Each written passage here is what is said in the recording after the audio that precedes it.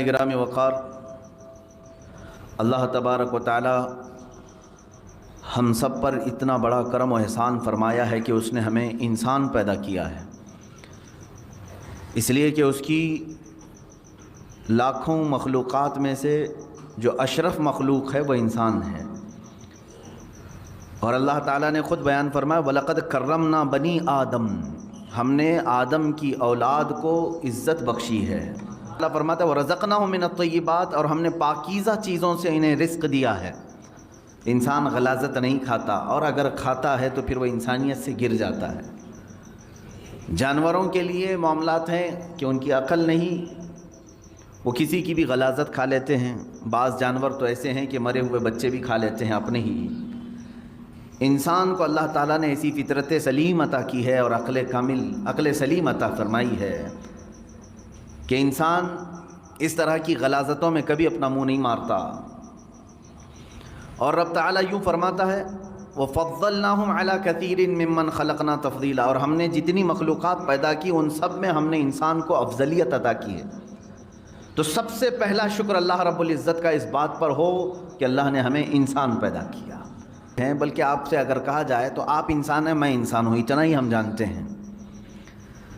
اس کو میں ایک مثال سے آپ کو سمجھانا چاہوں گا۔ برف کس کو کہتے ہیں؟ آپ کے ذہن میں یہ بات بیٹھی ہوئی، اس کی ڈیفینیشن معلوم ہے؟ جو نہایت ہی ٹھنڈا ہوگا اور سفید ہوتا ہے۔ دو چیزیں تو آپ کو معلوم ہیں، برف ٹھنڈا ہوتا ہے اور سفید ہوتا ہے۔ میں نے ایسی ہی تھرماکول کا ایک ٹکڑا لا کر کے آپ کو کہا یہ ہے برف، آپ نے لے تو لیا لیکن اس کو پھینک دیا اور کہا دکھنے میں تو برف جیسا ہے لیکن ٹھنڈا نہیں ہے۔ تو کیا ہر سفید چیز برف ہو سکتی ہے؟ اگر اس کے اندر ٹھنڈک نہیں ہے تو وہ برف ہے ہی نہیں۔ تو اسی طرح سے دکھنے والے جتنے چہرے ہیں یہ ضروری نہیں کہ انسان ہی ہوں۔ اگر اس کے اندر انسانیت نہیں ہے تو پھر وہ جانور سے گر گیا ہے۔ جی، اللہ تعالیٰ نے جس انسان کی فضیلت بیان فرمائی وہ بہت اعلیٰ ہے، اسی لیے مجھے یہاں بات یاد آتی ہے، میں بات یہاں سے شروع کرتا ہوں۔ ایک بزرگ تھے، اللہ کے کچھ اولیاء ہیں جو صاحب کشف ہوتے ہیں، وہ ظاہر کو بھی دیکھتے ہیں اور اندر تک کے حالات کو بھی دیکھتے ہیں۔ یہ حدیث پاک سے ہے، حضور صلی اللہ علیہ وسلم نے فرمایا اتقوا فراست المؤمن فإنه ينظر بنور اللہ، مومن کی فراست سے ڈرو اس لیے کہ وہ اللہ کے نور سے دیکھتا ہے، یعنی دلوں کے حالات بھی دیکھ لیتا ہے۔ ایک بزرگ تھے، ان کے پاس ان کے ایک مرید آتے تھے، وہ کہتے کہ حضور دعا فرما دیں۔ وہ دعا کرتے اللہ تجھے انسان بنا دے۔ ظاہر سی بات ہے اب اگر میں کسی کو کہوں تو وہ بھی جھلا جائے گا، کیا میں دکھتا نہیں ہوں آپ کو انسان؟ کوئی دوسری دعا کرو۔ وہ ایک دن دعا کے لیے کہے، انہوں نے دعا کیا، دوسرے دن پھر انہوں نے کہا مرید نے کہ حضور میرے لیے دعا فرما دیں۔ پھر مرشد نے کہا اللہ تجھے انسان بنا دے۔ تو دوسرے دن جھلا کر کے کہا کہ حضور ہر بار آپ یہی دعا کر رہے ہیں، کیا میں جانور ہوں؟ میں تو انسان ہوں ہی، میرے لیے کچھ اور دعا فرمائے۔ انہوں نے کہا بیٹھ جا میں تجھے دکھاتا ہوں۔ انہوں نے اپنے سر سے اپنی ٹوپی اتاری اور اس کی سر پر رکھ دی۔ جیسے ہی وہ مرید ان کی ٹوپی پہنا تو چیخنے لگا، چلانے لگا اور ادھر ادھر اچھل کود کرنے لگا۔ لوگوں نے اسے پکڑا۔ شیخ نے کہا کہ یہ آپ ٹوپی اتار لیں اس کے سر سے۔ ٹوپی اتار لی گئی۔ مرشد نے، شیخ نے پھر سے ٹوپی پہن لی۔ کہا کیوں، کیا بات ہے، کیوں اتنی اچھل کود مچائے تھے؟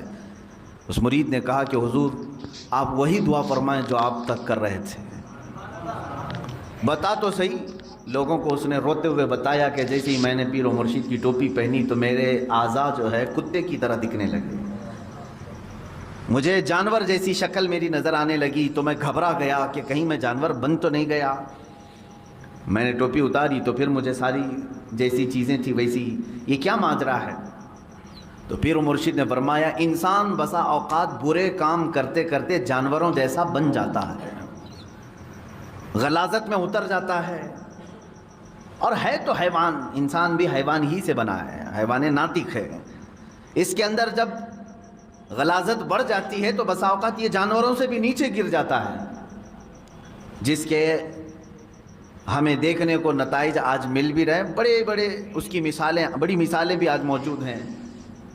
کوئی جانور اپنی برادری میں سے مادہ کے ساتھ اپنے جسمانی سکون حاصل کرتا ہے تو ٹھیک ہے، لیکن کسی کو پھاڑ دینا، مار دینا، قتل کر دینا یہ انسانوں سے ہوتا ہے۔ ایک مجبور لڑکی اگر درندوں کو مل جائے تو یہ جس طرح کی حرکتیں کر جاتے ہیں، جیسے آج سرخیوں میں موجود ہے بہت سارے حالات، تو کیا یہ انسان ہیں؟ انسان کہلانے کے لائق ہیں؟ کتے بھی اپنی جسمانی سکون حاصل کرتے لیکن کسی مادہ کو پھاڑ کر کے ختم نہیں کرتے، جہاں ان کا جسمانی سکون حاصل ہوا وہ چھوڑ دے۔ جانوروں میں اتنا ہے، لیکن انسان کے اندر جب انسانیت گر جاتی ہے تو وہ جانوروں سے بھی زیادہ ذلیل ہوتا ہے، ان سے بھی زیادہ گر جاتا ہے۔ اس لیے میرے عزیزو، انسانی صفات پر باقی رہنا یہ بھی کمال کی بات ہے۔ اللہ رب العزت کی بارگاہ میں شکر بھی بجا لاؤ اور دعا بھی کرتے رہو، اے اللہ تو نے ہزاروں مخلوق میں سے مجھے انسان تو بنایا، اے کریم خدا مجھے آخری دم تک انسانیت پر ہی زندہ رکھ، انسانیت ہی پر زندہ رکھ۔ اس لیے کہ پہلے کی بہت ساری مثالیں ہماری کتابوں میں یہ بھی ملتی ہیں، کچھ لوگ مر گئے اور مرنے کے بعد ان کے چہرے بدل گئے، کسی کا چہرہ خنزیر کی شکل بن گیا، کسی کا گدھے کی شکل بن گیا۔ پہلے کی باتیں موجود ہیں، انسانوں کو بنایا گیا ہے، قرآن پاک میں بھی موجود ہے۔ اللہ تبارک و تعالیٰ نے ایک قوم کو فرمایا کہ کونوا قردۃ خاسئین، تم دھتکارے ہوئے بندر بن جاؤ، وہ پورے کے پورے بندر بن گئے تھے، موسیٰ علیہ السلام کی قوم کے کچھ لوگ۔ تو انسان کبھی جانور بنتا ہے، یہ کب بنتا ہے؟ جب وہ اپنے اخلاق چھوڑ دیتا ہے۔ حضور اکرم صلی اللہ تعالیٰ علیہ وسلم سے پوچھا گیا قیامت کے دن سب سے بھاری عمل کیا ہے؟ آپ فرماتے میزان عمل پر رکھے جانے والا سب سے وزنی عمل انسان کا اس کے اخلاق حسنہ ہیں، اس کے کیریکٹر ہیں۔ یعنی ورلڈ لیول پر اگر کوئی بات اعلان کے طور پر پیش کی گئی تو سن 1948 میں یہ UN کے ذریعے سے ہیومن رائٹس کے لیے کچھ قوانین بنائے گئے کہ انسان پر کچھ حق ہیں، فنڈامنٹل رائٹس ہیں ہر ایک کے، جینے کا حق ہر انسان کو ہے، آزادی کا حق ہر انسان کو ہے، مذہب کا اختیار کرنے کا حق ہر انسان کو ہے، کمانے کا حق ہر انسان کو ہے۔ یہ 1948 میں بنائے گئے، پوری دنیا میں مشہور کیے گئے، لیکن وہ بھی آج تک سب جگہ امپلیمنٹ نہیں ہو سکے۔ لیکن حجۃ الوداع کے موقع پر حضور اکرم صلی اللہ تعالیٰ علیہ وسلم نے حقوق انسانی، ہیومن رائٹس کا جو خطبہ دیا ہے اس کی مثال آج تک نہیں ہے۔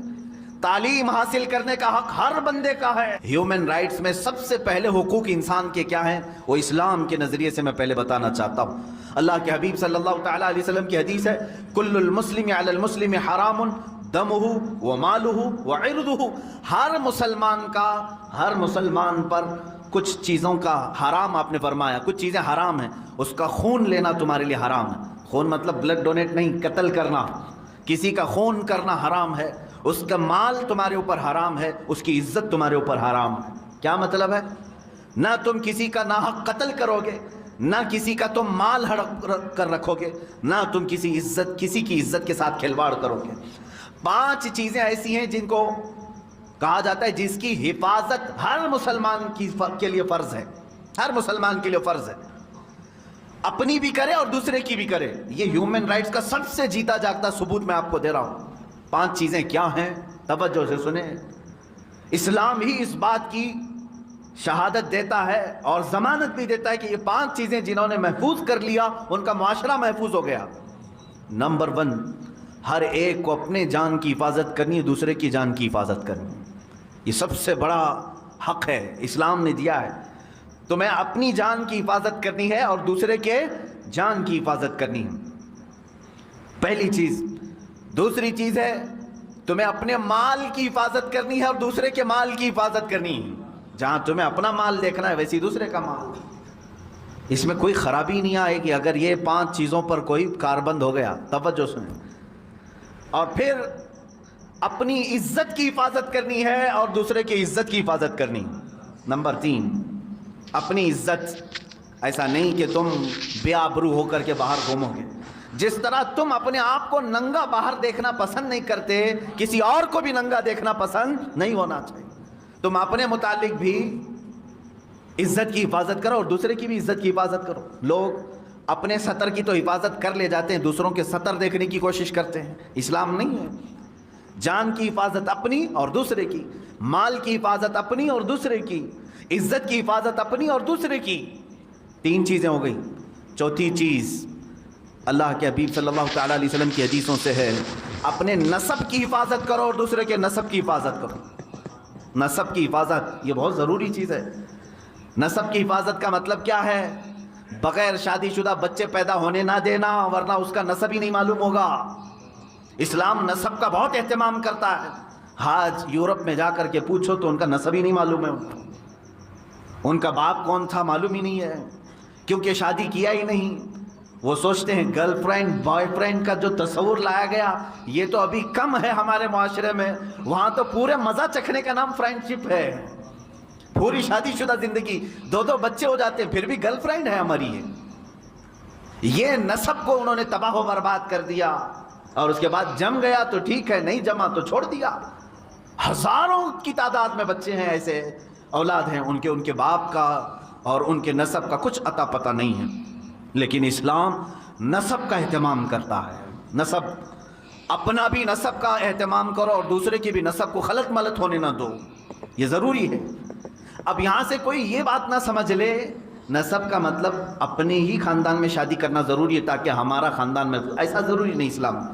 लेकिन ये ज़रूरी है कि तुम्हारे बच्चे का कोई बाप हो, उसका दादा हो, उसका नसब ऊपर तक पहुँचता हो।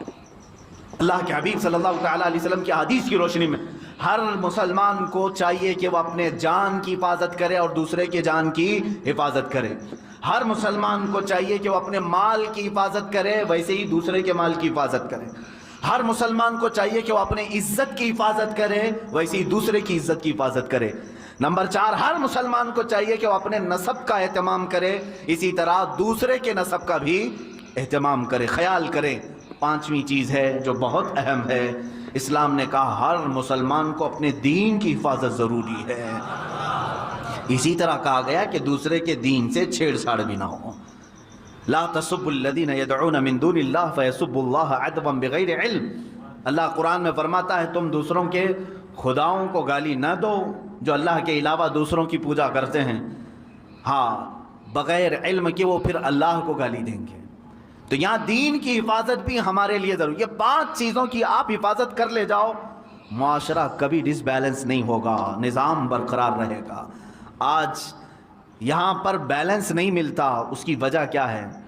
या तो आप अपनी जान की हिफाजत कर रहे हैं और दूसरे की जान के पीछे पड़े हुए हैं, आप उसको अहमियत नहीं देते, या आप अपनी इज्जत की फिक्र में हैं, दूसरे की इज्जत जाए कहीं पर, तो ये डिसबैलेंस तो आना ही है, यहाँ आना ही है। सैयदना उमर फारूक रज़ियल्लाहु तआला अन्हु को देखें, इज्जत की हिफाजत हर मुसलमान के लिए ज़रूरी है, तो इसके लिए आपने क्या फरमाया? एक बार गस्सान का एक बादशाह आया, इस्लाम कबूल किया, उसके साथ उसकी फ़ौज भी थी, इस्लाम कबूल कर ली। उस खुशी में मुसलमान पूरे खाने काबा के तवाफ़ के लिए आए। तवाफ़ के दौरान उस बादशाह की लुंगी पर एक मुसलमान का पैर पड़ गया, लुंगी खुली, तैबंद खुली, थोड़ी सी उसे शर्मिंदगी हो गई। बादशाह ये वक्त था, लेकिन तवाफ़ के वक्त कहाँ बादशाह, कहाँ गरीब, कहाँ फ़कीर हो गया। लेकिन इसके बदले में उसने पलट करके उस मुसलमान को मारना शुरू कर दिया, बहुत मारा, जख्मी कर दिया। ये देखिए बढ़िया इंतजाम। पलट करके उस मुसलमान को मारना शुरू कर दिया, बहुत मारा, जख्मी कर दिया। अब जाहिर सी बात है जानबूझ करके तो उसकी लुंगी खींची नहीं थी इस मुसलमान ने, उसकी तहबंद पकड़ कर खोला तो नहीं था, पड़ गया पैर। सैयदना उमर फारूक रज़ियल्लाहु तआला अन्हु की बारगाह अदालत में ये मुसलमान ने मुकदमा कर दिया, कहा हुजूर ये जो गस्सानी बादशाह है, जबला बिन अहम इसका नाम था, इसकी तहबंद पर मेरा पैर पड़ा, गलती से हुआ, लेकिन उसने मुझे उस गलती से कई ज़्यादा मारा है, ज़दोकोब किया है, मुझे ज़ख्मी कर दिया है। सैयदना उमर फारूक रज़ियल्लाहु तआला अन्हु ने इस मुकदमे को सुनने के बाद सीधे बादशाह को अपनी अदालत में तलब किया, कहा बादशाह आ जाओ। जब वो आया तो कल तक तो बड़ा एजाज़ व इकराम था हज़रत उमर फारूक के साथ, तो वो आपके बगल में बैठने आया तो आपने कहा नहीं, वहाँ कटहरे में खड़े रहो जहाँ मुसलमान खड़ा है, इसलिए कि आज तुम मुल्जिम के इल्ज़ाम है तुम्हारे ऊपर, तुम बादशाह होंगे अपने ज़माने के, लेकिन आज तुम्हारे ऊपर इल्ज़ाम है, तुम्हें वहीं खड़ा होना है जिसने इल्ज़ाम लगाया है। तो जब ये बात साबित हुई, बादशाह ने कहा हाँ मैंने मारा, जाहिर सी बात है तवाफ़ के दौरान इसने मेरी तहबंद पर पैर रखा, मेरी बेइज्जती हो गई, मेरी बेइज्जती हो गई, इसके लिए मैंने मारा। हज़रत उमर फारूक रज़ियल्लाहु तआला अन्हु ने फरमाया इस्लाम सिर्फ अपनी बेइज्जती पर मारने का हुक्म नहीं देता, तुझे ये भी देखना चाहिए था कि सामने वाले की तूने कितनी बेइज्जती। तो दोस्तों आपने सुन लिया है मुफ्ती साहब का बयान, जिसमें हज़रत ने बहुत कुछ हमें समझाने के लिए बताया है اگر ہم نے ان چیزوں پر ہی عمل کر لیا تو انشاءاللہ ہماری زندگی میں سدھار پیدا ہو جائے گا۔ تو دوستو، اگر آپ کو ویڈیو پسند آئی ہو، مفتی صاحب کا بیان پسند آیا ہو، تو ضرور سے ضرور ہمارے اس چینل کو آپ سبسکرائب کریں۔ ملتے ہیں نیکسٹ ویڈیو میں، جب تک کے لیے السلام علیکم ورحمۃ اللہ تعالیٰ وبرکاتہ۔